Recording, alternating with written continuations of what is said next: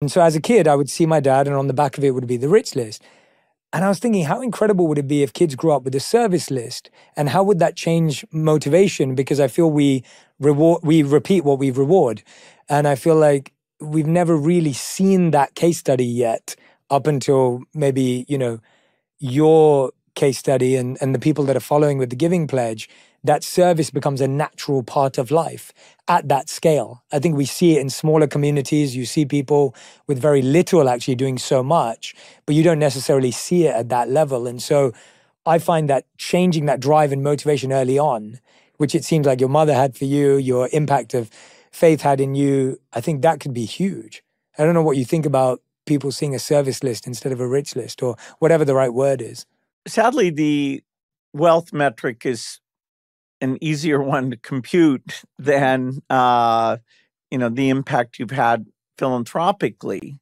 And part of the beauty of philanthropy is there's many causes out there. I've tried to think through, okay, since we know how to save lives for $1,000 per life saved, wow, we better use this money as absolutely best we can. And I do think we're going to see a rise in philanthropy. I mean, these fortunes are almost illegitimate unless they are in a very smart way given back. If it's consumption, if it's dynasty, I don't think society should feel that good about it. And, I sat down with Bernie Sanders and he said, no, he would outlaw billionaires. I think that's a mistake. I think allowing in America, in particular, wild innovation, wild risk-taking is good. But then on the backside of that, there should be a strong expectation. And I think role models help a lot.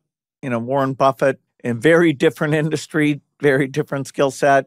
He's always been a role model and was the one who even when I was still building the fortune said, okay, your mom is right, and here's some books you should read, Carnegie, Gospel of Wealth, the history of what Rockefeller did, because this will be an important, as important a measure of your impact as making the money. Yeah, I think that's such a brilliant lesson and wonderful one to pass on.